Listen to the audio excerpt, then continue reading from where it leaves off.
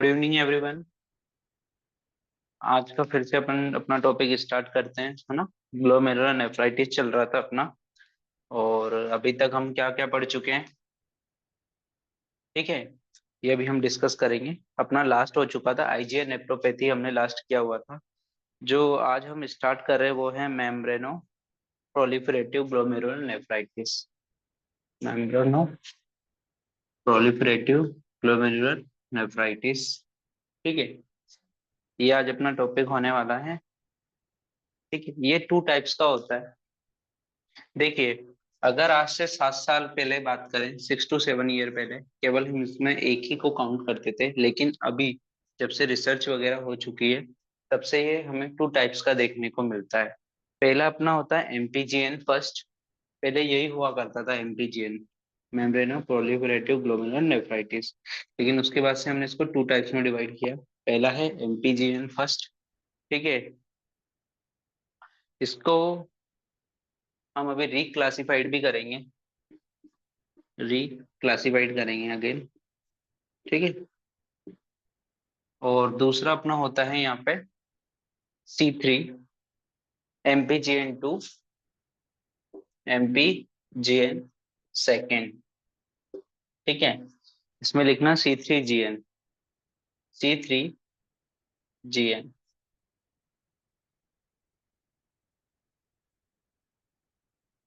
ठीक है। इसके अंदर हम क्या देखते हैं ना, MPGN फर्स्ट पहले पढ़ेंगे, फिर उसके बाद हम C3GN पर आएंगे। तो अपनी हेडिंग डालिए आप लोग, MPGN1। MPGN1 की बात करें तो इसका ओल्ड नेम हुआ करता था, ठीक है। इसका एको नाम से जाना जाता है, वो ओल्ड नेम है इसको, ठीक है। ये इसका एक एग्जैक्ट नेम है, जिससे हम इसको इजीली पहचान सकते हैं कि अच्छा ये इस टाइप की बीमारी है। तो इसका ओल्डर नेम लिखने ना, मेसेंजियो, मेसेंजियो capillary glomerular nephritis.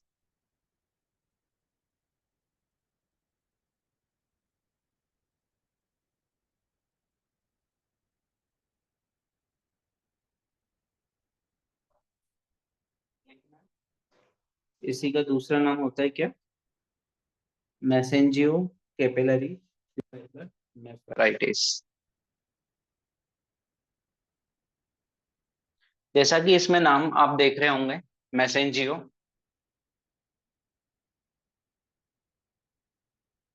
Capillary glomerular nephritis means यहाँ पर आपका मैसेंजियम भी अफेक्ट होगी और साथ में कैपिलरीज भी अफेक्ट होंगी। ये चीज तो क्लियर आ गई है ना। मैसेंजियो कैपिलरी ग्लोमेरुलाइटिस, ये इसका ओल्डर नेम था, अभी हम इसको एमपीजीएन फर्स्ट के नाम से जानते हैं। तो इसकी इटियोलॉजी लिखिएगा। इटियोलॉजी में सबसे ज्यादा जो होता है, हमें SLE देखने को मिलता है, systematic lupus erythematosus are the most common, जिसकी वजह से एमपीजीएन फर्स्ट होता है, ठीक है। एक जगह और हमने SLE पढ़ा था, कौन सी ग्लोमेरुलर नेफ्राइटिस में पढ़ा था, किसी को पता है? जब मैं मेम्ब्रेनस पढ़ा रहा था, मेम्ब्रेनस ग्लोमेरुलर नेफ्राइटिस। है ना, मेम्ब्रेनस ग्लोमेरुलर नेफ्राइटिस के टाइम पे भी मैंने SLE बताया था। तो इसमें मोस्ट कॉमनली जो एमपीजीएन होता है वो किसकी वजह से होता है, आपका SLE की वजह से, ठीक है। इसे कई बार हम SLE इंड्यूस नेफ्रोपैथी के नाम से भी जानते हैं, SLE इंड्यूस नेफ्रोपैथी, ठीक है। यही हम इसको भी ऐसे भी बोले तो इसका सेकंड कोज जो है हेपेटाइटिस बी और सी भी है, हेपेटाइटिस बी एंड सी। तो हेपेटाइटिस इंड्यूस नेफ्रोपैथी भी हम इसे बोलते हैं, है ना। तो सेकंड कोज देखो hepatitis B and C. Third लिखो अल्फा 1 एंटीट्रिप्सिन, अल्फा 1 एंटीट्रिप्सिन। अच्छा, अल्फा 1 एंटीट्रिप्सिन की वजह से कौन सी बीमारी होती है रेस्पिरेटरी सिस्टम में? एम्फाइसीमा।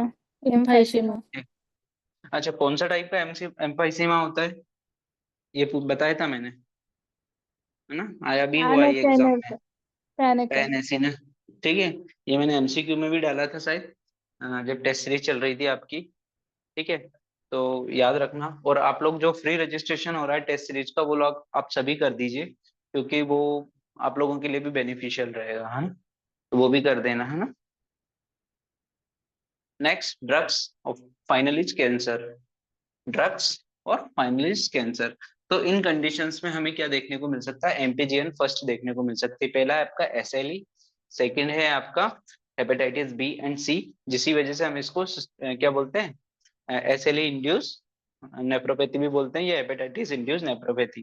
थर्ड हमने लिखा अल्फा वन एंटीट्रिप्सिन, फोर्थ है ड्रग्स, और लास्ट वन इज कैंसर।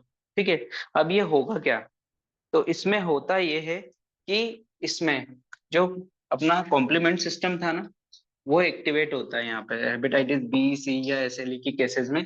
तो यहाँ पर classical and alternative complement system activate हो जाता है। ठीक है, और मैंने एक चीज बताई थी आपको कि जो मैसेजियम होती है अपनी, वो क्या होती है, जो इस तरह का एक्ट करती है, just like a clay, clay की तरह एक्ट करती है। ठीक है, क्ले मतलब मिट्टी। अब क्या करते हैं हम, मिट्टी में कोई भी चीज को जैसे जैसे डालेंगे वो उतनी उतनी हार्ड होती चली जाती है ना, जैसे जैसे सूखेगी तो वो क्या होती जाएगी। नॉर्मली क्ले वाटर के साथ है तो वो सॉफ्ट रहती है, लेकिन जैसे जैसे उसमें से वाटर कंटेंट हटाएंगे या पेड़ भी हम उसमें डालते हैं ना, तो वो जैसे जैसे क्या होती जाती है, हार्ड होती जाती है मिट्टी अंदर से। सम उसी तरह से जो अपना मैसेजियम होता है, इसका भी क्या होता है, क्ले लाइक नेचर देखने को मिलता है। तो जब कॉम्प्लीमेंट सिस्टम एक्टिवेट होगा, जैसे कि यहाँ पर हम देख रहे हैं ना, हेपेटाइटिस बी या सी के केसेस में classical plus alternative complement system activate होता है। ठीक है, मैंने इनका जब भी बताया था, पहले भी बताया कि जब भी ये एक्टिवेट होंगे, they are very strongly act करते हैं, वेरी स्ट्रांगली एक्ट करते हैं ये। ठीक है, और स्ट्रांगली एक्ट करने की वजह से क्या होता है, यहाँ पर ये ग्लोमेरुलर बेसमेंट मेम्ब्रेन में ड्रेनमेंट कर देते हैं। ठीक है, ठीक है, क्लियर, ठीक है।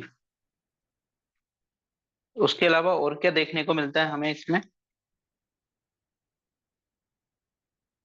यहाँ पर कैपिलरीज, मैंने कैपिलरीज, हेल्थी कैपिलरीज के बारे में आप लोगों को बताया कि जो नॉर्मल हेल्थी जो कैपिलरीज होती हैं या नॉर्मल जो कैपिलरीज होती हैं, वो एकदम ऐसे साफ रहेंगी। लेकिन अब इनमें क्या होने लगता है, मान लीजिए ये कैपिलरी है, इसमें डिपोजिशन होने लगा, ये डिपोजिशन, ठीक है, होता जाता है। इसकी वजह से जो मेसेजियम है या स्ट्रोमा होता है सेल का ना, वो क्या करने के होते हैं, मेसेजियम एक्ट लाइक ए क्ले की तरह एक्ट करेगी, और इसको क्या करेंगी, कोलेप्स होने से, जो अपनी कैपिलरीज है इनको कोलेप्स होने से बचाती है। और कोलेप्स होने से बचाने के चक्कर में ये क्या होती जाती है, हार्ड होती जाती है, हार्ड।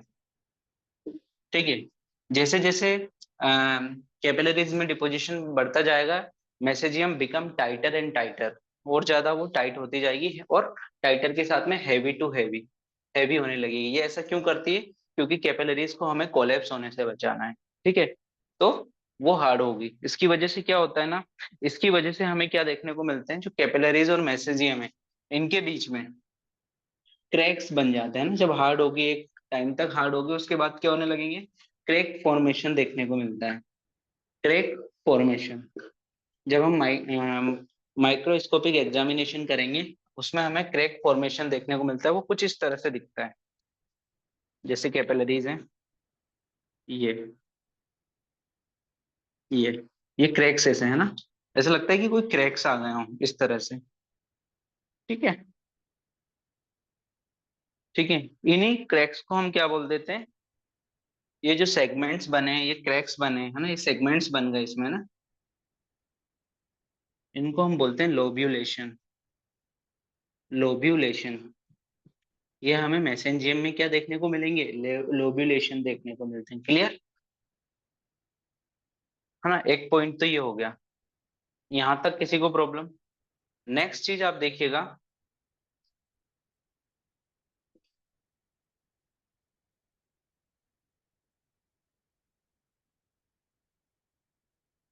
ये अपनी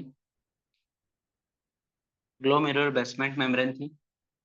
इसमें मैंने आपको दो चीज बताई है कि इसमें एमपीजीएन में फर्स्ट में क्या होगा, इसमें दो तरह का हमें ड्रेनमेंट देखने को मिलता है, दो तरह, जैसे इसका नाम है वही हमें सजेस्ट कर रहा है, इसका नाम था मैसेंजियम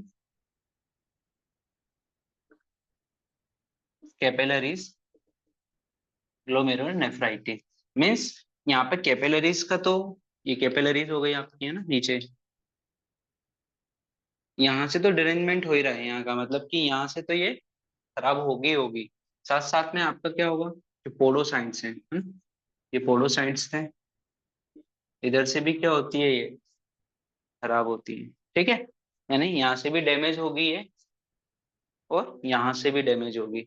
जब यहाँ से कॉम्प्लीमेंट सर ये सिस्टम एक बार दोबारा डाय, बता दीजिए, ये थोड़ा मिस हो हाँ गया मैं था। तो, ठीक है, देखिए ये आपकी जीबीएम है, ग्लोमेरुलर बेसमेंट मेम्ब्रेन है।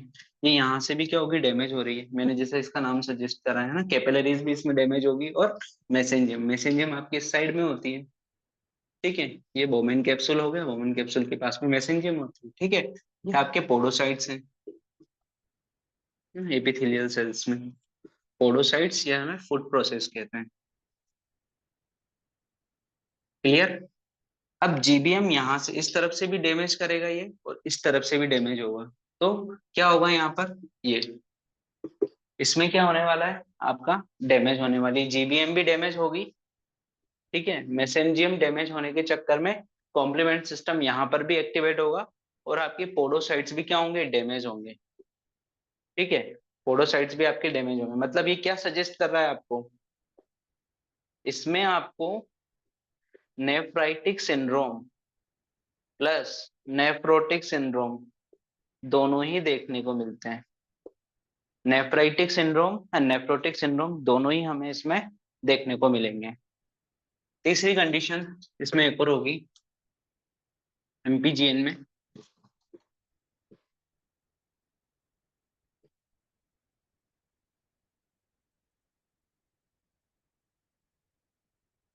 देखिए, जब आपकी जीबीएम डैमेज होती है, जीबीएम जब डैमेज होती है, मान लीजिए जीबीएम है, ठीक है, ये यहाँ से डैमेज हो गई है, इतना पार्ट आपका जीबीएम का डैमेज हो गया। ठीक है, ये मैं इसको दोबारा यहाँ पे बना रहा हूँ, थोड़ा बड़ा बनाता हूँ, है ना। ये है, ये पार्ट अपना क्या हो गया है, डैमेज हो गया है। ठीक है, अब इसका क्या होता है, रीजनरेशन होता है। रीजनरेशन, रीजनरेट करती है। तो जब ये रीजनरेट करती है, तो हमें इस तरह से ये देखने को मिलती है। मतलब ये ऐसे जनरेट रीजनरेट नहीं करेगी कि यहाँ से बन जाएगी, पहले इसके ऊपर से फॉर्म होता है इस तरह से, ऐसे ही नीचे से फॉर्म होता है। ठीक है, फिर ये ऐसे ऐसे ऐसे रीजनरेट करने को मिलती है। ठीक है,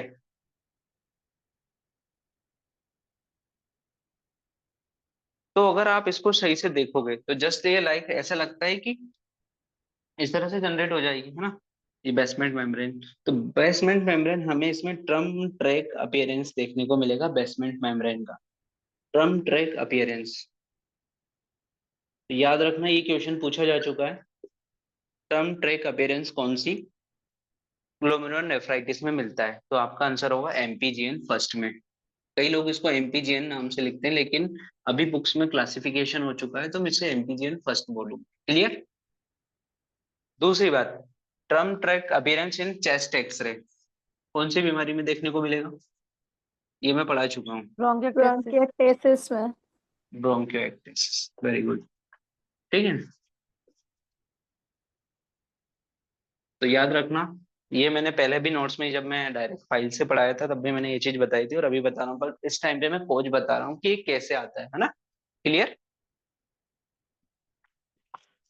ठीक है, ट्रम ट्रैक अपीयरेंस तो मिलेगा ही साथ में, इसके अलावा इस साइन को एक और नाम से जाना जाता है, वो होता है आपका splitting of GM, splitting of glomerular basement membrane, splitting of GBM के नाम से भी जाना जाता है। तो दोनों नाम याद रखना। अब मैं थोड़ा सा इसके बारे में पूरा लिखा दे रहा हूँ, ठीक है, तो आप लोग इसके बारे में 5 मिनट के अंदर लिख लेना। मैं शुरू से बता रहा हूँ, एटियोलॉजी अपनी हो गई थी। ठीक है, तो hepatitis B and C both classical and alternative complement activation देखने को मिलेगा, जिसकी वजह से हमें क्या माइक्रोस्कोप में फाइंडिंग में क्या देखने को मिलेगा, तो एंडोथीलियल कैपिलरीज में हाइपर सेल्युलरिटी देखने को मिलेगी। एंडोथेलियल कैपिलरीज में हाइपर सेल्युलरिटी यहाँ पर देखने को मिलती है अपनी। ये डायग्राम बताया था ना, ये मान लीजिए आपका ये बेसमेंट मेम्ब्रेन और ये पोडोसाइट्स, ये सब सब स्पेस हो गया आपका। सब इपिथेलियल सब इपिथेलियल स्पेस हो गया, सब एंडोथेलियल स्पेस हो गया। तो इसके अंदर हमें क्या देखने को मिला, endo capillaries, hypercellularity and mesangial hypercellularity and lobulation. और मैसेंजियल में क्या देखने को मिलेगा, हाइपरसेलुलरिटी तो देखने को मिलेगी, साथ साथ में वहां पे लोबुलेशन भी हमें देखने को मिलता है। क्लियर। नेक्स्ट, प्लस साथ में क्या देखने को मिलेगा, नेफ्राइटिक प्लस नेफ्रोटिक सिंड्रोम हमें साथ में देखने को मिलेगा एमपीजीएन में। तो nephritic plus nephrotic syndrome. Next चीज BM generated, basement membrane generates देखने को मिलती है, जिसकी वजह से हमें क्या देखने को मिलता है, ट्रंक ट्रैक अपीयरेंस देखने को मिलेगा, साथ में हमें स्प्लिटिंग ऑफ जीबीएम देखने को मिलती है। क्लियर। और अब इसमें डायरेक्ट डीआईएफ लिखे, इसका डीआईएफ में क्या मिलेगा, तो डीआईएफ में हमें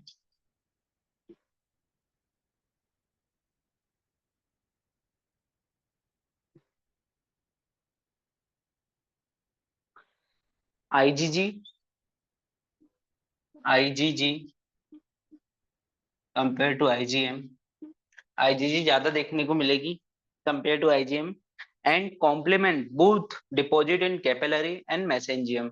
और कॉम्प्लीमेंट सेल्स हैं जो अपनी, वो हमें किसमें, both deposit in capillaries and साथ साथ में मैसेंजियम, दोनों में हमें देखने को मिलेगी इन डीआईएफ। ठीक है। नेक्स्ट, इलेक्ट्रॉनिक माइक्रोस्कोप में हमें क्या देखने को मिलेगा, मोस्ट कॉमन या मोस्ट कॉमनली हमें क्या देखने को मिलता है, सब एंडोथेलियल डिपॉजिट, सब एंडोथेलियल, सब एंडोथेलियल डिपॉजिट। तो ये याद रखना, ये मोस्ट कॉमनली क्यों देखने को मिलता है, क्योंकि जो मोस्ट कॉमनली होता है वो एसएलए की वजह से होता है। और एसएलए में आप लोगों को पता है, जो मोस्ट कॉमनली अफेक्टेड होती है वो वेसल्स होती है। तो वेसल्स में सब एंडोथेलियल है ना, तो उसी का पार्ट यहाँ पे भी, इस वजह से यहाँ पर सब एंडोथेलियल डिपॉजिट ज्यादा देखने को मिलेगा, क्योंकि कैपिलरीज भी एक तरह की क्या है, वेसल्स में आता है। ठीक है, क्योंकि mainly affect the blood vessels. Clear. ये आपका एमपीजीएन 1 है। नेक्स्ट लिखिए आप, C3 glomerular nephritis, C3 glomerular nephritis.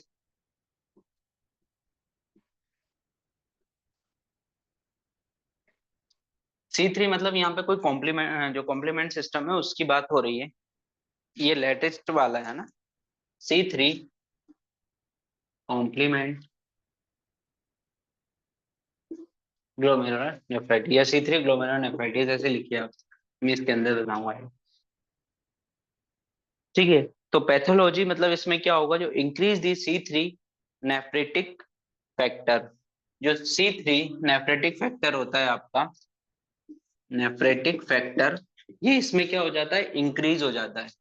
C3 nephritic factor इसमें इंक्रीज हो जाएगा। अब C3 नेफ्रेटिक फैक्टर का यूज क्या है, ये हम समझते हैं कि ये क्या होता है।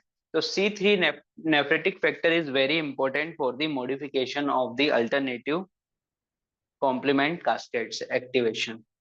तो जो अपना C3 अल्टरनेटिव कॉम्प्लीमेंट जो सिस्टम होता है, जो पाथवे होता है, उसमें जो C3 नेफ्रेटिक फैक्टर है, ये बहुत इंपॉर्टेंट रोल प्ले करता है। किस तरह से, तो याद रखना, एक चीज होती है, ये C3 नॉर्मली अपनी बॉडी में, C3 नॉर्मल इस तरह से पाया जाता है, मतलब एक्टिवेट नहीं होता। इस C3A मीन्स ये C3 एक्टिवेट है ना, एक्टिवेट। और आप लोगों को पता है C3 अगर एक्टिवेट है मीन्स उस पार्ट का क्या हो जाएगा, जहां पर ये एक्टिवेट हो गया, टोटली डिरेंजमेंट कर देगा ये, टोटली।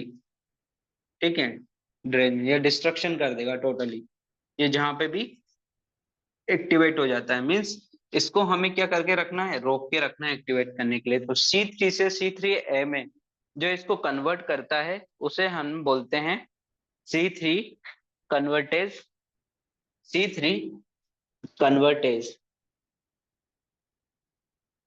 C3 convertase. ठीक है। अगर C3 कन्वर्टेज एक्टिवेट हो गया मींस C3 काय में कन्वर्ट हो जाएगा, C3A।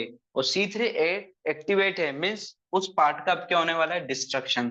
तो नॉर्मली केसेस में हम इसको क्या करना है, एक्टिवेट नहीं करना है, जहां जरूरत पड़नी केवल वहीं एक्टिवेट करके रखना होता है। तो होगा क्या, इस C3A को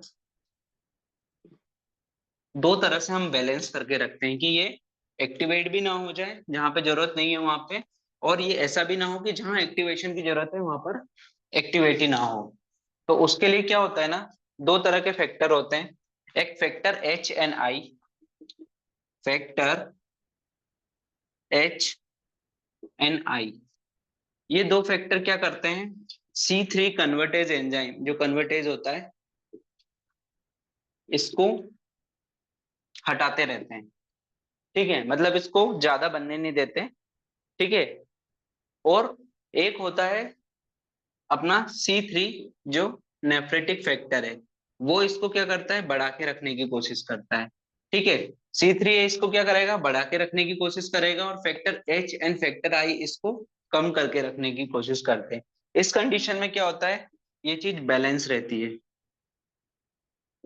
ठीक है, नॉर्मली केसेस में ये क्या रहेगा, बैलेंस रहेगा।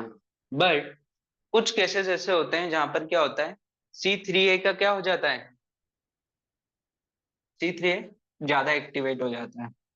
C3A ज्यादा एक्टिवेट हो जाएगा मीन्स जो C3 था वो काय में कन्वर्टेज एंजाइम ज्यादा बनने लगेगा, और वो क्या कर देगा, C3A को एक्टिवेट कर देगा, और C3 एक्टिवेट हो जाएगी। तो इसकी वजह से कई बार क्या होता है, ग्लोमेरुलर नेफ्राइटिस कोज होती है, जिसे हम C3A नेफ्राइटिस कहते हैं। क्लियर।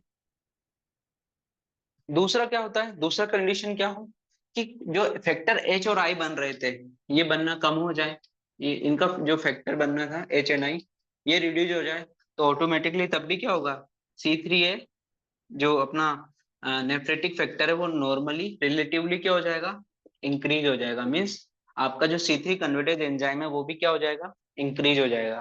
तो C3 एक्टिवेट हो जाएगा, जिसकी वजह से भी ग्लोमेरुलर नेफ्राइटिस हो सकता है। ठीक है, क्लियर, इसमें कोई प्रॉब्लम। ठीक है, तो इसके अंदर लिख ले, इसके अंदर लिखेंगे अपन increase C3A nephritic factor pathology के अंदर। पैथोलॉजी, क्या पैथोलॉजी होती है, तो C3A नेफ्रेट increase the C3A nephritic factor. ठीक है, तो इसका रोल क्या होता है, रोल हमने देख ही लिया। मींस C3A जो अपना C3A ये था ना नेफ्रेटिक फैक्टर, ये स्टेबलाइजर की तरह काम करता है। किसको, किसकी तरह स्टेबलाइजर के लिए काम कर रहा है, स्टेबलाइज करने के लिए C3A कन्वर्टेज को। ठीक है, इसके स्टेबलाइजर में रोल प्ले करता है। तो जब अगर इसका रोल सीधे जो नेफ्रेटिक फैक्टर अगर इंक्रीज हो जाएगा तो आपका ऑटोमेटिकली C3A भी एक्टिवेट हो जाता है ना। तो इसी को मैं लिखवा रहा हूँ ना, फैक्टर HNI डिस्ट्रॉय, या तो एक कंडीशन हो कि फैक्टर HNI डिस्ट्रॉय हो जाए, जिसकी वजह से भी जो C3 कन्वर्टेज एंजाइम है वो एक्टिवेट हो जाएगा, पहला कोज। और दूसरा कोज लिखना कि जो C3NFA ये इंक्रीज हो जाए। ये कारण नहीं दिया है कि किस में इंक्रीज हो जाए या डिक्रीज हो जाए, बस अपन को नाम लिखना है। ठीक है, तो ये इसका प्राइमरी कोज होता है ना। ठीक है, तो there is two primary problem, first is excess of C3 nephritic factor, and second is reduce of the factor HNI। अब इसकी वजह से हमें क्या देखने को मिलेगा, तो इसकी वजह से क्या होगा, इसमें नेफ्रोटिक सिंड्रोम देखने को मिलता है, नेफ्राइटिक सिंड्रोम सॉरी है ना, नेफ्राइटिक सिंड्रोम हमें देखने को मिलेगा। क्यों, क्योंकि यहाँ पे भी क्या एक्टिवेट हो गया है, कॉम्प्लीमेंट सिस्टम एक्टिवेट हो गया, और कॉम्प्लीमेंट सिस्टम एक्टिवेट होता है वो भी किसको अफेक्ट करता है, सबसे पहले GBM को, ग्लोमेरुलर बेसमेंट मेम्ब्रेन का क्या करेगा, यहाँ पर ड्रेनमेंट करवा देता है। ठीक है, ठीक है, इसको डैमेज करेगा, GBM को क्या करेगा, डैमेज। मीन्स यहाँ पे भी हमें क्या देखने को मिलता है, नेफ्राइटिक सिंड्रोम, नेफ्राइटिक सिंड्रोम। अब मैंने आप लोगों से ये बोला था कि इस IgA नेप्रोपैथी पढ़ के आना, तो IgA नेप्रोपैथी में भी क्या हो रहा था,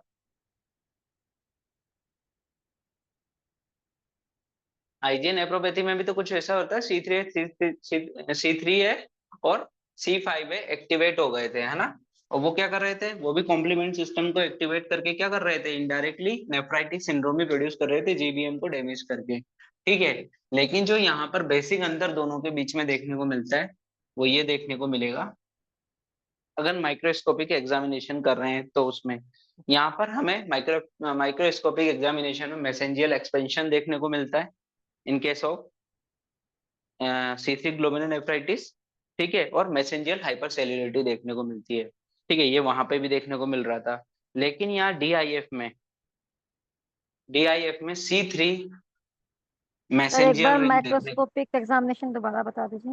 हाँ देखिए, माइक्रोस्कोपिक एग्जामिनेशन में क्या हो रहा है ना, यहाँ पर हमें हाइपरसेल्युलरिटी देखने को मिलेगी क्योंकि C3 कंपोनेंट एक्टिवेट हो रहा है। ठीक है, दूसरा अपना क्या होगा, साथ के साथ में मैसेंजियल एक्सपेंशन देखने को मिले, मतलब मैसेंजियल एक्सपेंशन, ये वर्ड मैंने वहां पे भी बोला था, मैसेंजियल एक्सपेंशन हमें देखने को मिलती है। ठीक है, दूसरी चीज हमें डीआईएफ जब इसका हम देखेंगे तो उसमें क्या देखने को मिलेगा, डीआईएफ में C3 मैसेंजियल रिंग हमें देखने को मिलेगी, C3 मैसेंजियल रिंग देखने को मिलती है। क्लियर? ठीक है, जबकि हमें वहां पर डीआईएफ में क्या देखने को मिल रहा था, आईजीए मैसेंजियम। मैसेंजियम में हमें क्या देखने को मिल रहा था, आईजीए, है ना, बॉडीज देखने को मिल रही थी। दूसरी चीज आपका इलेक्ट्रॉनिक माइक्रोस्कोप में हमें क्या देखने को मिलता है, इलेक्ट्रॉनिक माइक्रोस्कोप के अंदर हमें वहां पे क्या देखने को मिल रहा था, मैसेंजियम में डिपॉजिट देखने को मिल रहा था, है ना, आईजीए के केस में मैसेंजियम डिपॉजिट देखने को मिल रहा था। बट यहाँ पर जस्ट अपोजिट होगा, यहाँ पे क्या होगा, ये जो मैसेंजियम डिपॉजिट है ये आईजीए में ना होकर कहाँ पे होता है, इंट्रा मेम्ब्रेनस, मतलब इंट्रा मेम्ब्रेनस डिपोजिशन। मैंने बताया था इंट्रा मेम्ब्रेनस हम किस स्पेस को बोलते हैं, तो जीबीएम का जो स्पेस होता है उसको हम इंट्रा मेम्ब्रेनस बोलते हैं। ठीक है, तो इंट्रा मेम्ब्रेनस डिपॉजिट देखने को मिलेगा यहाँ पे। ये दोनों में बेसिक डिफरेंस है, दोनों नेफ्रोस्पेथी में याद, दोनों नेफ्राइटिस के केसेस में याद रखना, पूछा जा सकता है। ठीक है, इसमें इंट्रा मेम्ब्रेनस डिपोजिशन देखने को मिलता है। सेकंड जो इसका अंतर आएगा आपका, वो आप ऐसे ही पता लगा लोगे। हाँ, अब इसका एक चीज मैं और बता दूं, इसका कारण अगर आप पूछोगे ऐसा क्यों है, तो यहाँ पे फिर से रॉबिन बोलते हैं कि उनको खुद को नहीं पता ऐसा क्यों है, पर ऐसा होता है। ठीक है, इसी का दूसरा नाम इसलिए एक और नाम से जाना जाता है, डेंस डिपॉजिट डिजीज। तो इसी को C3 कंपोनेंट वाली ग्लोमेरुलोनेफ्राइटिस को हम क्या बोलते हैं, डेंस डिपॉजिट डिजीज के नाम से भी जाना जाता है। तो इससे भी आ सकता है, इसको भी पूछ सकते हैं, तो डेंस डिपॉजिट डिजीज। देखिए, अब हमें जब इसका कारण पता नहीं है, ठीक है, कैसे हो रहा है, कैसे इसमें डिपोजिशन आया, तो इसकी प्रोग्नोसिस कैसी होगी, वर्स्ट प्रोग्नोसिस, वर्स्ट प्रोग्नोसिस। ठीक है, दूसरी केस, इसके जितने भी केसेस है वो किस में जाके जाते हैं, आगे जाकर सीकेडी बनाते हैं। क्रोनिक किडनी डिजीज हमें देखने को मिलेगी इन सब केस के अंदर ज्यादातर, इसकी वर्स्ट प्रोग्नोसिस होगी और ये सब आगे जाके सीकेडी में चेंज होंगे। क्लियर? दूसरी चीज आपको एक और, अगर आप इस पेशेंट में किडनी ट्रांसफ्यूजन भी करवा देते हो, ठीक है, तो भी 85% केसेस फिर से वो किडनी खराब हो जाएगी। क्यों? क्योंकि C3 एक्टिवेशन कभी भी हो सकता है। ठीक है, इसके पीछे चाहे आप नई किडनी लगा दो उसको, चाहे किडनी ट्रांसप्लांट करा दो, तो मीन्स इन केसेस में किडनी ट्रांसप्लांटेशन भी सक्सेस नहीं होता है। क्लियर?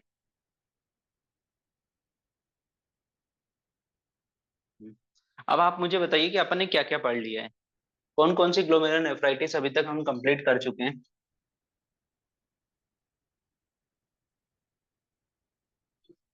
ये कंप्लीट हो गए हैं। अब ये बताइए कौन कौन सी ग्लोमेरुलोनेफ्राइटिस कंप्लीट कर चुके हैं अपन। पहला नाम, PSGN।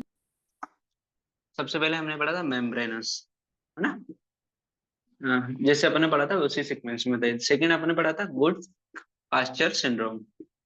थर्ड अपन ने कौन सी पढ़ी थी, PSGN। पोस्ट चैप्टर उसके बाद क्वेश्चन। कौन, हाँ, उसके बाद क्या बढ़िया, इसी को हम PIGN के नाम से भी जानते हैं ना, मिनिमल चेंज डिजीज।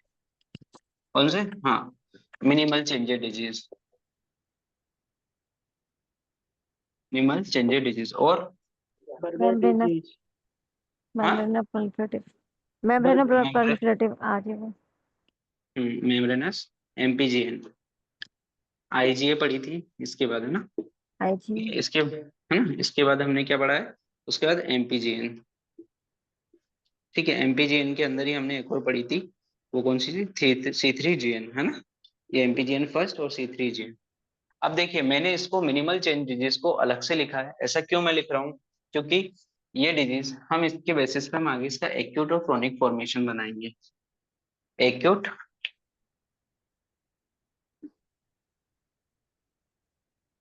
और ये क्रोनिक, मतलब एक्यूट कॉम्प्लिकेशंस क्या क्या होंगे और उनके क्रोनिक कॉम्प्लिकेशंस क्या होते हैं।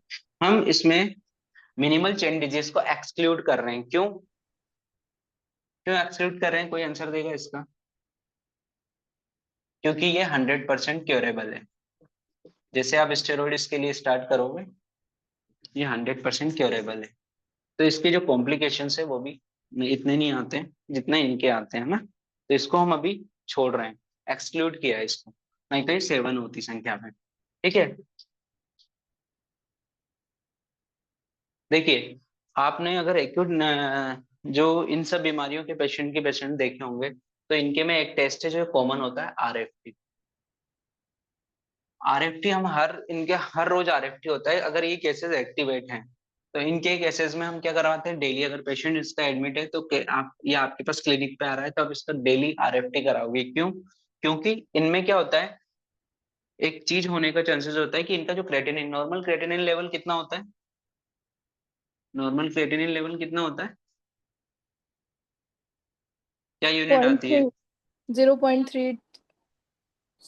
0.7 से लेके 0. मतलब 1.2। इसके अलावा और कुछ होता है क्या? आई जीरो थिंक पॉइंट यही होता है ना? हेलो? 1.2 होती है शायद।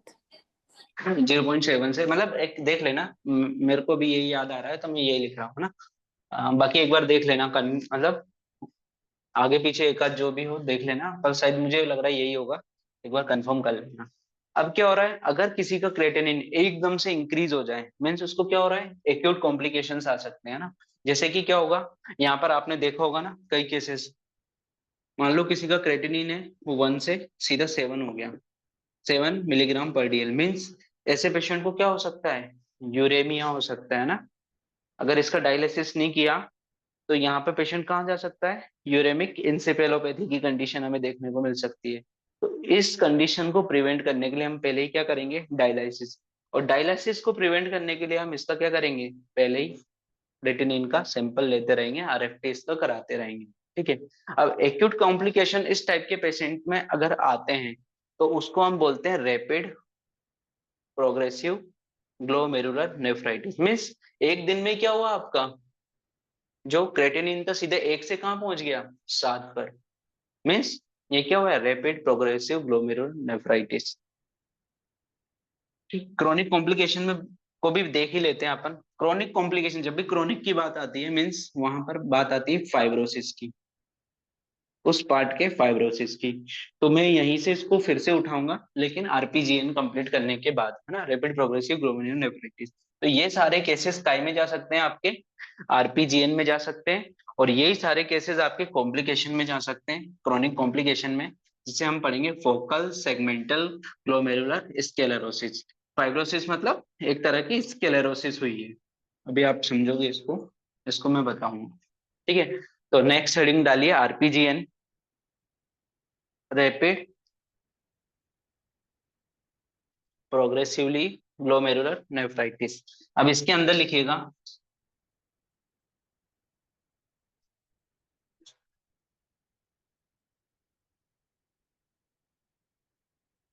ये वैल्यूज याद रखिएगा ना, मतलब ये ऐसा नहीं है कि इनको अलग से पढ़ना पड़ेगा अपन को, क्रेटिनिन वगैरह ये सब आपको याद होनी चाहिए, है ना। मे बी जहां तक मुझे लग रहा है मैं सही है, पर एक दो पॉइंट इधर उधर हो जाएं, पर याद रखना है सारी वैल्यूज आपको पता होनी चाहिए ना।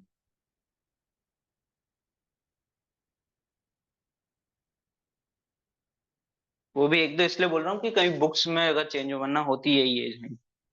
तो आप लिखिए अब इसमें, रैपिड ग्लोमेरुलर नेफ्राइटिस आरपीजीएन, आरपीजीएन में क्या होता है, इसमें rupture of glomerular basement membrane. मैंने अभी तक आपको केवल डैमेज वर्ड बताया है, मैंने आपको इस डैमेज वर्ड बताया अभी तक। हम पहली बार वर्ड यूज कर रहे हैं rupture of glomerular basement membrane. Acute complications की कंडीशन प्रोड्यूस करेगी, मींस एक्यूट में क्या हो गया, rupture of the glomerular basement membrane. Basement membrane होना मतलब आप समझ रहे हो क्या होगा, एक तरह की बेसमेंट मेम्ब्रेन क्या है आपकी, कैपिलरीज ही है, ठीक है। कैपिलरीज मतलब अगर इनका डैमेज हो रहा है मीन्स क्या एक्टिवेट होगा, फिब्रिन। फिब्रिन मतलब ब्लड क्लॉटिंग फैक्टर्स आपके एक्टिवेट होते हैं। ब्लड क्लॉटिंग फैक्टर ने देखिए, नॉर्मली जो मोमेंट कैप्सूल होता है, मैंने ये शुरू में भी लाइन बताई, ये हमेशा क्लियर रहता है ना। फर्स्ट लेक्चर जब अपन ने पैथोलॉजी स्टार्ट की थी, ये हमेशा क्लियर रहता है। मीन्स कैसे क्लियर रहता है, आपका फ्लूइड आ रहा है, ग्लोमेरुलर से फिल्ट्रेशन होके आ रहा है, इसमें से सीधा कहाँ जा रहा है, पीसीटी की ओर। तो हमेशा ये क्या रहता है, क्लियर रहता है। लेकिन अब क्या होने वाला है, दो चीज और होती है। जैसे आपने मेम्ब्रेन्स का, आपने विस्ट्रल मेम्ब्रेन और पेराइटल मेम्ब्रेन का नाम सुना है, लंग्स में भी सुना होगा, ठीक है। Parietal membrane, parietal membrane and visceral membrane, और विसरल मेम्ब्रेन। सेम ऐसे अपने जो नेफ्रॉन्स होते हैं, इनमें भी ये होते हैं। जो आपकी कैपिलरीज की साइड में होती हैं वो होती है आपकी विसरल मेम्ब्रेन, और जो आपके बोमेन कैप्सूल के साइड में होती हैं ये होती हैं आपकी पेराइटल मेम्ब्रेन। क्लियर।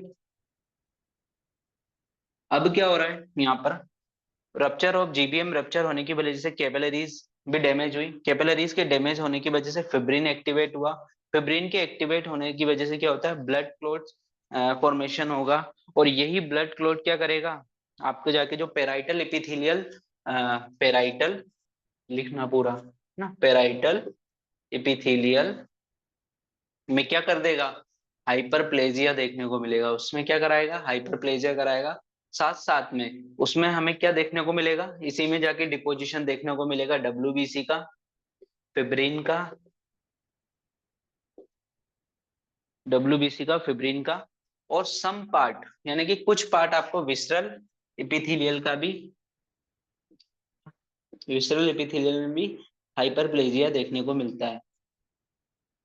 हाइपरप्लेजिया मतलब क्या होता है, एनीबॉडी, कोई भी, ठीक है, ये क्लियर है ना। नंबर ऑफ सेल्स का बढ़ जाना सर।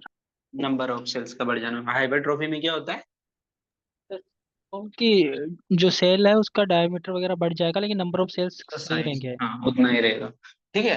तो यहाँ पे हमें पेराइटल एपिथेलियल सेल में क्या देखने को मिलता है, हाइपरप्लेजिया देखने को मिलता है। मतलब मान लीजिए ये आपकी सेल वो है, अब यहाँ पे क्या हो रहा है, हाइपरप्लेजिया हुआ, यानी कि सेल में क्या हुई, नंबर ऑफ सेल बढ़ी, ठीक है। अब यहीं पे क्या आ गया, आपकी डब्ल्यूबीसी भी आ गई, आपका फिब्रिन भी आ गया, ठीक है। तो ये इस तरह का एक स्ट्रक्चर फॉर्म करता है ना, ये आप मानो। और ये क्या करेगा, जो ग्लोमेरुलस है, ग्लोमेरुलस को नीचे की तरफ पुश करता है ना। ये स्ट्रक्चर बढ़ेगा तो ग्लोमेरुलस क्या होगा, पुश होगा। और जब ग्लोमेरुलस पुश होता है तो आपको ये इस तरह से देखने को मिलेगा। मैं इसको इस तरह से बना रहा हूँ ना, ये इस तरह से फॉर्मेशन होता है। आपका जो ग्लोमेरुलस है ये नीचे की तरफ पुश होता हुआ जाता है। मान लो ये ग्लोमेरुलस नीचे की तरफ पुश हो रहा है और ये आपका इस तरह से फॉर्मेशन होता जाता है, ठीक है। अब इस तरह का जो ये फॉर्मेशन हो रहा है ना, ये फिब्रिन इब्रिन सब आके इकट्ठा हो रहे हैं इधर, इसी को हम क्या बोलते हैं, क्रीजेंट्रिक, क्रीजेंट्रिक, ये क्रीजेंट ग्लोमेरुलर नेफ्राइटिस। क्यों, क्योंकि इसमें क्या फॉर्म होता है, क्रीजेंट फॉर्मेशन देखने को मिलता है आपको, ठीक है। तो आरपीजीएन का, रैपिड प्रोग्रेसिव ग्लोमेरुलर नेफ्राइटिस का एक और नाम होता है, उसे हम बोलते हैं क्या,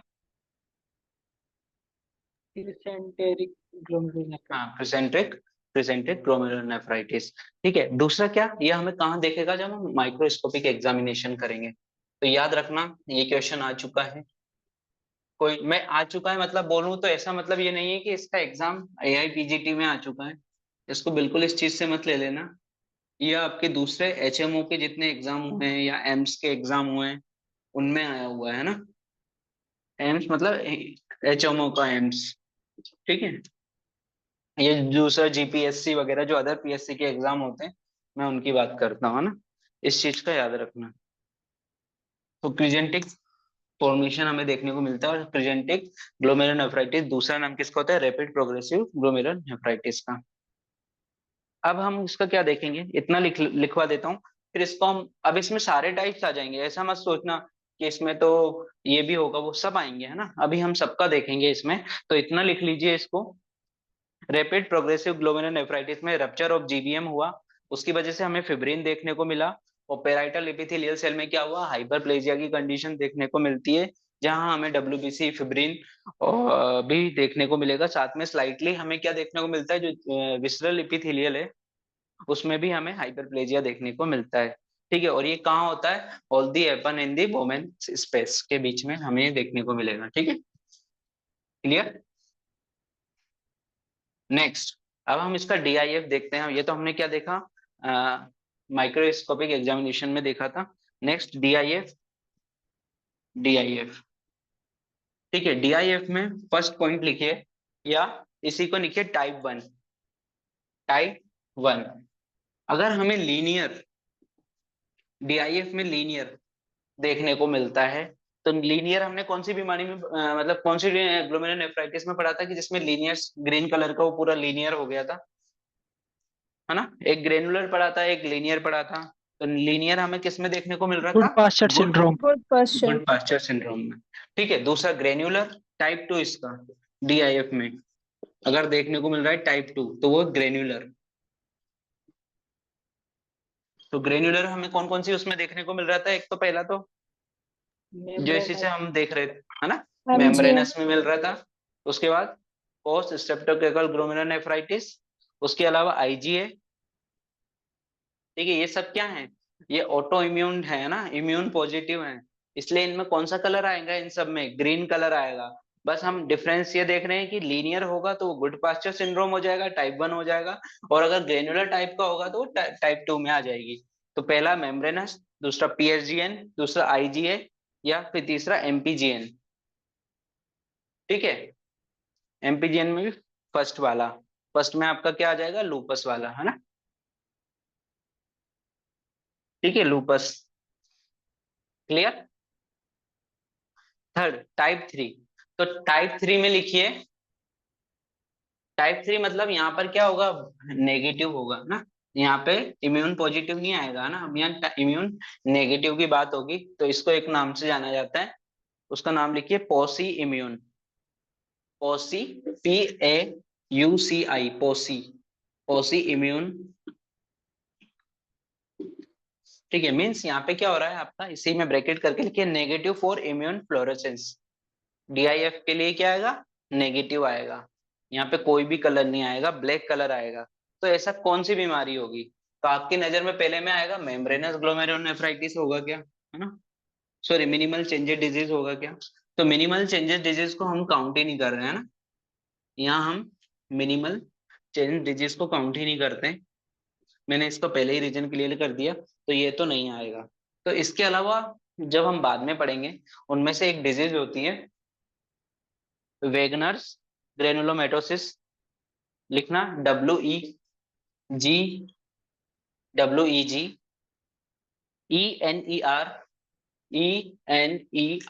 WEGNERS वेगनर्स ग्रेनुलोमेटोसिस, ठीक है, पहली। दूसरी एक और होती है माइक्रोस्कोपिक माइक्रोस्कोपिक, पोलीएंजाइटिस। माइक्रोस्कोपिक पॉलीएंजाइटिस, और कौन सी होगी, सेरेब्रल लिमिटेड क्रिसेंट्रिक ग्लोमेरुलोनेफ्राइटिस, चर्ग स्ट्रॉस हम्म सिंड्रोम। ठीक है। तो इनमें क्या होगा, इन सबके केस में ये क्या होगा, इम्यून नेगेटिव आएगा, तो इसे हम पॉसी इम्यून के नाम से जानते हैं। क्लियर। थर्ड डिसीज कौन सी है सर? दो तो बताइए।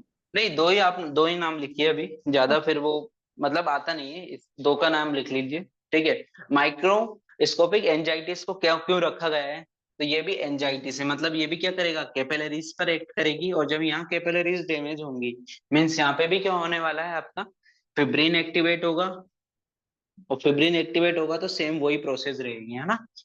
तो इसलिए हमने यहाँ पे माइक्रोस्कोपिक एंजाइटिस को भी रखा है, क्लियर। नेक्स्ट, हमें इलेक्ट्रॉनिक माइक्रोस्कोप में क्या देखने को मिलेगा, तो इलेक्ट्रॉनिक माइक्रोस्कोप में हम यहाँ पर क्या देख पाएंगे, रप्चर ऑफ द जीवीएम, है ना, ग्लोमेरुलर बेसमेंट मेम्ब्रेन रप्चर देखने को मिलेगी, और साथ में इससे से हम क्या डायग्नोसिस कर देंगे, it is the case of RPGN, मतलब अब पेशेंट को रैपिड प्रोग्रेसिव ग्लोमेरुलर नेफ्राइटिस हो चुका है, क्लियर। नेक्स्ट, ये लास्ट है। देखिए अभी हम इसका practice of medicine point of view से भी पढ़ेंगे इसको, लेकिन ठीक है ये अपन अब बाद में स्टार्ट करेंगे, अभी मैं बताता हूँ उसका कारण क्यों, है ना। नेक्स्ट लिखिए आप, focal focal focal segmental glomerular nephritis. ठीक है, मैं इसको डायरेक्टली पहले समझाने की कोशिश करता हूँ। मान लीजिए मैंने एक बायोप्सी ली है आपकी, ठीक है, इसमें से ये 3 कैपिलरीज हैं, ग्लोमेरुलर कैपिलरीज की बात हो रही है। मान लो जब भी हम स्क्लेरोसिस को दिखाते हैं तो हम उसको कौन से कलर से बनाते हैं, पिंक कलर से, लेकिन अभी मैं ब्लू से बनाता हूँ, ठीक है। ये पार्ट आपका स्क्लेरोसिस हो चुकी है, ठीक है, और ये आधा पार्ट स्क्लेरोसिस हुआ है।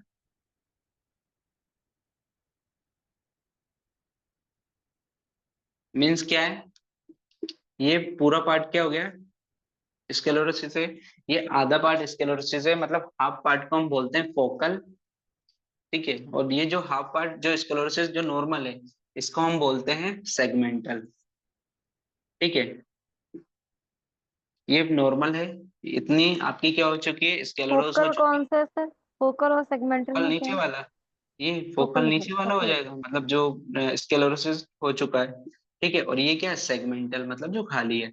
एक सेगमेंट बन गया ना, मतलब मान लीजिए अगर ये मैं मेरे पास 2 हैं, अगर ये इतना पार्ट भर जाएगा तो ये एक सेगमेंट, ये एक पूरा भर चुका है, ये वाला सेगमेंट क्या है, खाली है, तो जो भर चुका है वो फोकल हो जाएगा, ये वाला सेगमेंट खाली है तो इसको हम खाली सेगमेंट बोल देंगे ना इसमें, तो ये segment, focal segmental glomerular sorry sclerosis, हाँ एसजीएन के बोला इसको, भी स्क्लेरोसिस पार्ट हो गया, तो focal glomerular segmental glomerular sclerosis देखने को मिलेगी। और क्या होता है इसमें, अब इसका 2 टाइप्स में इसको डिवाइड करते हैं, जैसा कि नाम है आपको सारी चीजें वैसी ही देखने को मिलेगी। इसके अलावा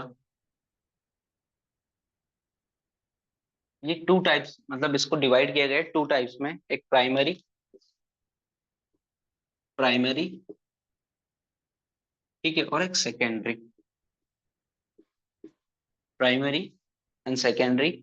सेकेंडरी में क्या होता है, जितनी भी एनी जो रेनल मेडिकल जो जितनी भी एनी मेडिकल रेनल डिजीज है, मतलब वो किसी भी कारण से एनी मेडिकल रेनल डिजीजेस, ठीक है, इसमें हम काउंट करते हैं। दूसरा renal ablation, renal ablation, renal ablation मतलब remove of the kidney, one kidney, remove of the 1 kidney. मान लीजिए किसी पेशेंट की एक किडनी रिमूव्ड हुई है, मीन्स क्या होगा, अब जो भी बाहर है वो जो एक नॉर्मल किडनी है उस पर पूरा ही क्या आ जाएगा, वर्कलोड आ जाएगा, यानी कि अवर वर्कलोड हमें देखने को मिलेगा इस किडनी पर। अवर वर्क, जब ये अवर वर्क करेगी, अवर वर्क करेगी, तो सेकेंडली पहले क्या होगा, पहले तो इसमें हाइपरट्रॉफी होगी, शुरू शुरू के केसेस में। जब हाइपरट्रॉफी होगी उसके बाद भी इसको अवर वर्क करना पड़ेगा, तो इसमें क्या हो जाएगा, ये वर्क की वजह से एकदम से क्या होने लगेगी, ड्यू टू अवर वर्क, इसमें क्या देखने को मिलता है हमें, बहुत ज्यादा बर्न आउट हो जाएगी, है ना, due to our work burn out हो जाएगी, और आगे जाके ये भी क्या हो जाएगी, स्केलेरोस स्केलेरोसिस देखने को मिलेगी, है ना। तो ऐसे हम पढ़ाई में भी बोलते हैं आप लोगों को कि जो आपको पढ़ाई करनी है वो भी सेम ऐसे ही करनी है, ऐसा नहीं कि उसके पीछे एक वीक आपने पढ़ाई कर ली पूरी 100%, 12 से 15 घंटे, दूसरे वीक क्या हो रहा है, आप सो रहे हो, ठीक है। आपको भी पढ़ाई कैसे करनी है, 4 to 5 आवर डेली सफिशियंट है। मतलब अगर आप 4 to 5 आवर भी डेली दे पा रहे हो और कंटिन्यूअसली दे पा रहे हो तो ये आपके लिए बेस्ट है। इससे आपका क्या होगा, ओवर यूज नहीं होगा और आप ओवर वर्क नहीं होगे, नहीं तो आप भी आगे जाके क्या हो जाओगे, एग्जाम आने से पहले बर्न आउट हो जाओगे। तो अपन को भी ध्यान रखना है ना यहाँ पे कि पढ़ाई जो करनी है हमें एक कंसिस्टेंटली वे में करनी है ना। ठीक है। अब इसके अंदर प्राइमरी क्या होता है, प्राइमरी कोर्स को हम समझेंगे। इसका प्राइमरी सेकेंडरी तो कोई भी रेनल डिजीज हो गया, ठीक है। तो फर्स्ट लिखे प्राइमरी, इसमें mutation, mutation primary goes, mutation किसमें, इन दी पहला ही आ जाता है आपका congenital nephrotic syndrome, congenital nephrotic syndrome, ठीक है। उसमें लिखना म्यूटेशन, म्यूटेशन भी कहां पर, सबसे पहले आप लिखो इसमें कि एनपीएस इज नेफ्रिन म्यूटेशन। अच्छा, नेफ्रिन वर्ड कहाँ पे आया था, नेफ्रिन्स क्या होते हैं, नेफ्रिन एंड पोडोसिन, याद करो थोड़ा सा नेफ्रिन एंड पोडोसिन, मैं जब तक बनाता हूँ। नेफ्रिन एंड पोडोसिन क्या कर रहे थे, पोर साइज को डिटरमाइन करने के लिए।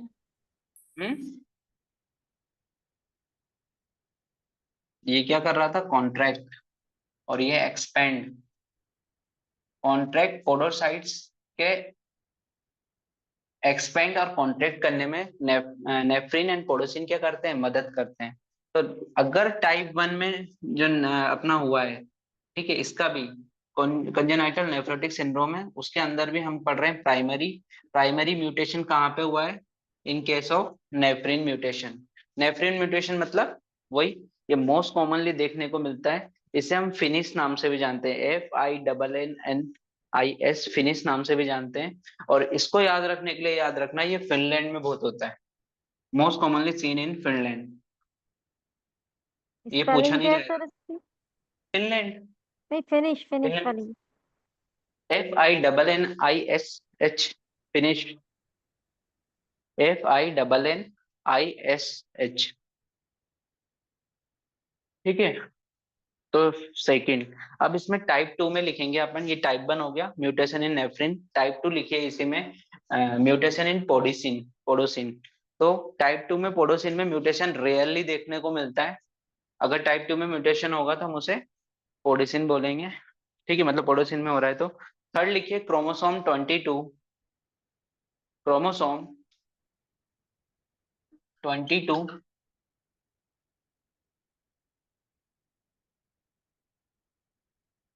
APOL, क्रोमोसोम APOL1, इसके फुल फॉर्म लिखना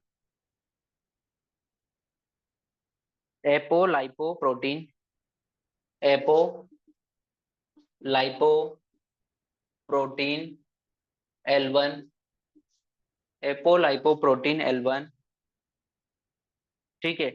तो याद रखना एपोलाइपोप्रोटीन L1 हमें प्रिवेंट करके रखता है कौन सी बीमारी से, फ्रॉम दी ट्रिपेनोसोमा, ट्रिपनोसोमा,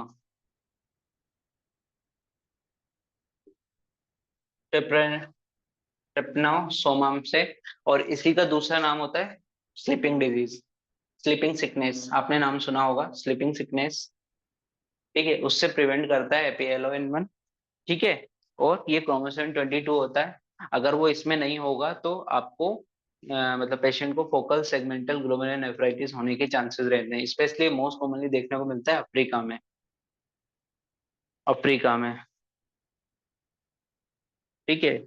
ये याद रखना, ये steroid resistant, steroid resistant nephrotic syndrome होता है, और ये मोस्ट कॉमन नेफ्रोटिक सिंड्रोम होता है फोकल सेगमेंटल ग्लोमेरुलर स्क्लेरोसिस किन पेशेंट्स में, स्पेशली इन एडल्ट्स में। फिर लास्ट वाली लाइन क्या बताइए आपने, दोबारा बता दो। हाँ मैं अभी लिखवा रहा हूँ इसको, लिखो। मतलब इसमें ये एक तो क्रोनिक कॉम्प्लिकेशंस होता है अपना ना, फोकल सेगमेंटल को हम क्रोनिक कॉम्प्लिकेशन में मान ही रहे हैं। दूसरा याद रखना, मोस्ट कॉमन नेफ्रोटिक सिंड्रोम है, most common nephrotic syndrome in adult, ठीक है। और चिल्ड्रन में कौन सा है मोस्ट कॉमन नेफ्रोटिक वो नेफ्रोटिक सिंड्रोम, चिल्ड्रन मिनिमल में कौन सा? Minimal minimal changes. Chain disease, ठीक है। और मोस्ट कॉमन नेफ्राइटिक सिंड्रोम कौन सी बीमारी में देखने को मिलता है हमें, मतलब कौन सी नेफ्राइटिस थी वो? आईजीए नेफ्राइटिक सिंड्रोम, है ना। आईजीए में नेफ्राइटिक सिंड्रोम था, और यही वर्ल्ड वाइड में भी सबसे ज्यादा मोस्ट कॉमनली होती है, याद रखना, है ना। और ऐसा क्यों होता है इसका मैं रीजन दे चुका हूँ प्रीवियस लेक्चर में। तो आपके सारे एमसीक्यूज कंप्लीट होते हैं यहाँ पे, ठीक है, क्लियर। ये अब इसमें स्टर मैं वाला दूसरी क्या लिख पाया था आपने? ये रह गया पॉइंट। ये कौन सा? ये रेड पेन से लिखा हुआ ना, स्टर एनएस करके, ये क्या था? ये स्टेरॉइडल रेजिस्टेंस नेफ्रोटिक सिंड्रोम है। अगर देखिए सेम यही चीज है, आपके पास स्टेरॉइड से अगर एम्लियोरेशन मिल रहा है और नेफ्रोटिक सिंड्रोम का आपके पास क्लिनिकल फीचर लेके पेशेंट आ रहा है और उसको स्टेरॉइड से आराम मिल रहा है, मीन्स वो कौन सी ग्लोमेरुलर नेफ्राइटिस हो जाएगी? Minimal changes disease. और अगर सेम उसी पेशेंट में आप स्टेरॉइड दे रहे हो लेकिन कोई वर्क नहीं कर रहा, मतलब वो कौन सी टाइप की नेफ्राइटिस है? फोकल सेगमेंटल ग्लोमेरुलर स्क्लेरोसिस है, क्लियर। एक ये अंतर है इनसे, ठीक है। एडल्ट में दूसरा अंतर क्या है, ये मोस्ट कॉमनली कोई एडल्ट आ रहा है आपके पास तो मे बी चांस उसको क्या होगा, फोकल सेगमेंटल ग्लोमेरुलर स्क्लेरोसिस। और कोई चिल्ड्रन आ रहा है, बच्चा, जिसको क्या है, नेफ्रोटिक सिंड्रोम के क्लिनिकल फीचर है, तो वो वहां पे आपको क्या सोचना है, सबसे पहले मिनिमल चेन डिजीज। और आपको वहां पे जो ट्रीटमेंट, जो पेशेंट का ट्रीटमेंट होता है इन दी केस ऑफ एलोपैथी, वो कैसे होता है, स्टेरॉइड से होता है। तो वो लोग इजीली पहचान लेते हैं इस चीज को,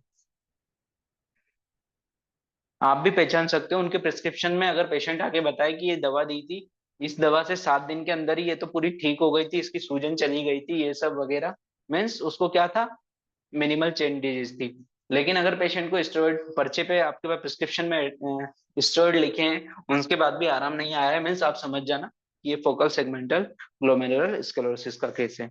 तो प्राइमरी आपको समझ में आ गया। सेकेंडरी में भी याद रखना, दूसरी चीज एक और याद रखना, अगर कोई एफएसजीएस का केस आ रहा है, मतलब फोकल सेगमेंटल ग्लोमेरुलर नेफ्राइटिस का केस आ रहा है, तो ये इनडायरेक्टली केस किसका है, आपका सीकेडी का, क्रोनिक किडनी डिजीज का केस है, क्लियर, ठीक है। और हम जो क्रोनिक किडनी डिजीज का क्लासिफिकेशन करते हैं वो भी किस बेसिस पे करते हैं, किसी को पता है? किसी ने पढ़ा है सीकेडी अभी तक? तो ज्यादातर हम केसेस में जो आपके मन में आ रहा होगा कि शायद क्रेटिनिन के बेसिस पे करते हैं, नहीं, वहां पर हम जीएफआर के बेसिस पे ही करते हैं, है ना, ग्लोमेरुलर फिल्ट्रेशन रेट के अकॉर्डिंग। तो उस आधार पर हम अगर देखते हैं तो एफएसजीएन के भी 5 टाइप्स होते हैं, फोकल सेगमेंटल ग्लोमेरुलर स्क्लेरोसिस, इसके भी कितने होते हैं, 5 टाइप्स होते हैं। बट ये हमारे काम के नहीं है तो हम पढ़ेंगे नहीं है, इनमें से केवल एक है जो काम का है, उसका नाम लिख लो, पहला ही पढ़ेंगे बस। Type collapsing, collapsing focal segmental glomerular sclerosis type 1, ठीक है। इसके क्लासिफिकेशन को बोला जाता है, ये जो 5 टाइप्स का हमने डिवाइड किया है, इसी क्लासिफिकेशन को हम बोलते हैं Columbia classification, Columbia, Columbia classification, ठीक है। उसमें पहला है कोलेप्सिंग एफएसजीएस। तो ये किस वजह से होता है? ये होता है एचआईवी की वजह से, एचआईवी की वजह से होता है ना। एचआईवी मतलब रेट्रोवायरस, इसको रेट्रोवायरस भी कई बुक में लिखा है तो मैं इसलिए नाम लिख दे रहा हूँ। एचआईवी की वजह से, रेट्रोवायरस की वजह से देखने को मिलता है। दूसरा देखने को मिलेगा इसमें, क्या देखने को मिलता है, ग्लोमेरुलर नेक्रोसिस। इसमें सीधा नेक्रोसिस फॉर्म होती है, कैसे? मान लीजिए ये कैपिलरीज है, ये देखिए हेल्थी कैपिलरीज है, जब आपके पास पेशेंट आएगा इसका, तो ये आपको जब इसमें एग्जाम, जब इसको देखोगे आप माइक्रोस्कोप में, तो ये ऐसे दिखेंगी बस, मतलब उस पार्ट की क्या हो चुकी है, टोटली नेक्रोसिस। तो क्लासिकल इसमें कोलेप्सिंग एफएसजीएन में अंदर क्या आ जाएगा, एचआईवी कोज होता है। इनमें इसमें ग्लोमेरुलर नेक्रोसिस देखने को मिलती है और इसकी प्रोग्नोसिस वर्स्ट होती है, वर्स्ट प्रोग्नोसिस। एक बार पूछा जा चुका है ये, है ना, एफएसजीएन का क्लासिक ये कोलेप्सिंग वाला, इसका नाम एचआईवी किसकी वजह से होती है, तो एचआईवी की वजह से होती है। ये एमसीक्यू आ चुका है ना, इसलिए ये बताया, वरना इसको मैं पढ़ाता नहीं। और ये इसकी वर्स्ट प्रोग्नोसिस होती है।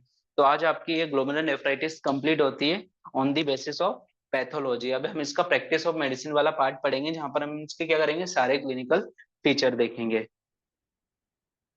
अब आपके डाउट्स बताइए मुझे।